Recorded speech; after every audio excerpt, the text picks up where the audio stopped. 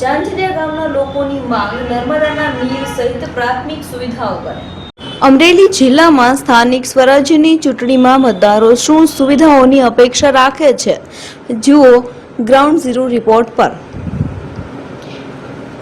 અમરેલી 1 જિલ્લા પંચાયત, 11 તાલુકા પંચાયત અને 6 નગરપાલિકામાં ચૂંટણીનો ધમધમાટ શરૂ થયો છે।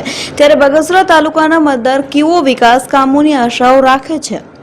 બગસરા તાલુકા પંચાયતની સુડાવડ સીટમાં ભાજપના ઉમેદવાર નિલેશભાઈ કોલડિયાના સમર્થનમાં બેઠક મળી હતી। ઝાંઝરિયા ગામે મતદારો પાસે મતદારોનો મિજાજ જાણવા મળ્યો હતો। બગસરા તાલુકા પંચાયતની 16 બેઠક પર ભાજપ, કોંગ્રેસ અને આપ પાર્ટી વચ્ચે ખરાખરીનો જંગ જોવા મળશે। બગસરા તાલુકાના નવા ઝાંઝરિયા ગામે મતદારોને પ્રાથમિક સુવિધાઓનો અભાવ જોવા મળ્યો છે। નર્મદાના નીર ગામ સુધી પહોંચે તેવી માંગ ઉઠી છે।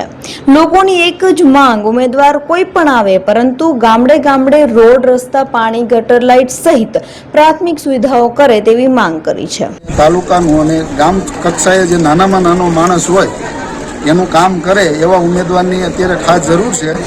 ખાસ કરીને અત્યારે વસનોદય અને રિયા જાય એવું ન થવું જોઈએ। ઉમેદવારી લીધી છે, કોઈ વાદ વિવાદ ન કરે। ગામના અપેક્ષા તો ખેતી લગતા કામની વાત કરીએ તો ગામડાની અંદર અત્યારે નર્મદા પાણીની બહુ જરૂરિયાત છે।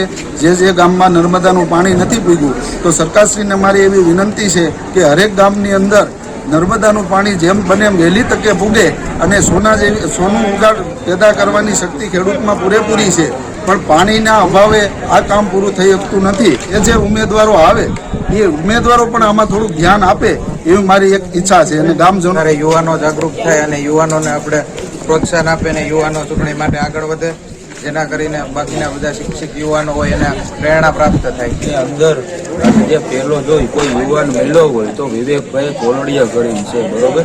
અને વ્યવસ્થિત જે બધા વાયદા વિવાદ કરીને જે તે કઈ ગયા છે એના માટે નહીં, અત્યારે ગામની સમસ્યા હોય કે બહારની હોય પણ વ્યવસ્થિત કામ ધંધો કરે અને વ્યવસ્થિત આગળ આવે તો એના અમે ફૂલ સપોર્ટમાં છે।